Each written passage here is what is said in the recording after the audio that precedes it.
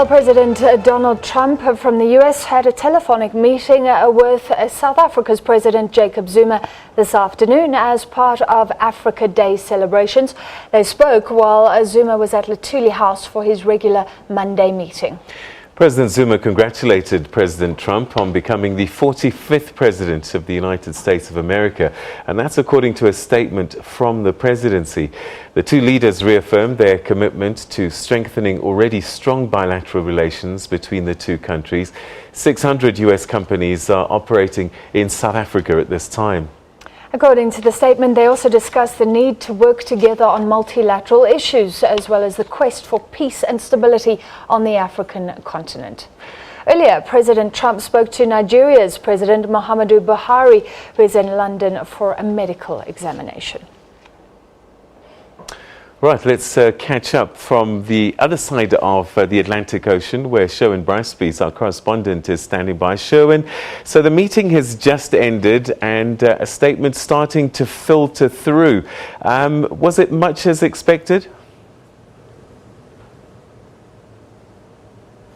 Well, we've only at this point, Peter, heard from the South African presidency. We are still expecting a readout from the White House. Just moments ago, President Trump tweeted that he will be meeting Canada's Prime Minister later in the day. And of course, very much around his policy of America First. We heard this in the campaign leading up to the election, in his inauguration speech. This is very much the framework under which President Trump engages with world leaders, whether he's fighting with the Australian Prime Minister or insulting the Mexican President.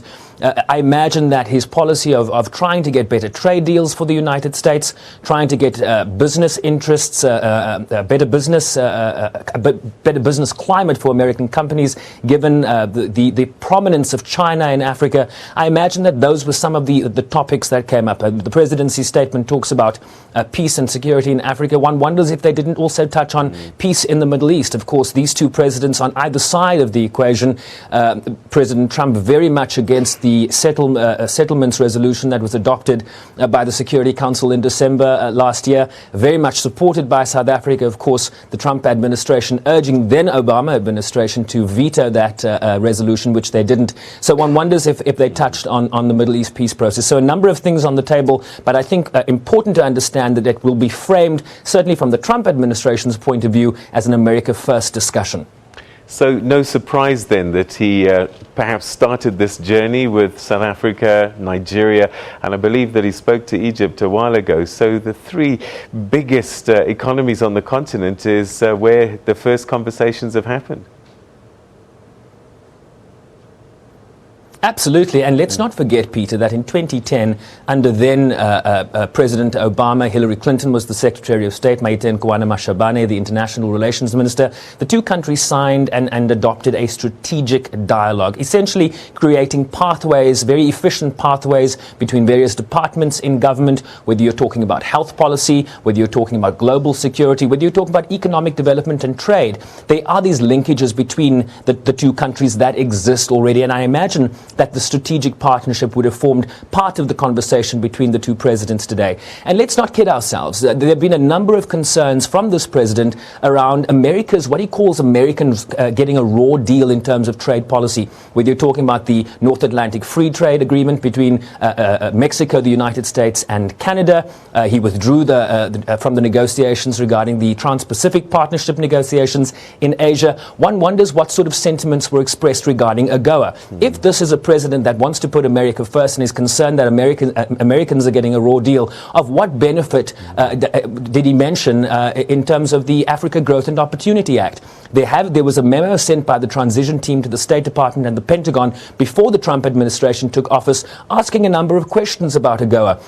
The fact that Americans are importing heavily on petroleum products from what they called possibly corrupt regimes in Africa. So one wonders if the conversation was framed around that. Certainly we will be looking to see what the readout says when it is issued by the White House later today. All right, so trade is one issue, but one thing that we do know is that America traditionally has always sought the assistance and allies on the continent when dealing with its own security issues. This must be something of concern for him, I'm sure.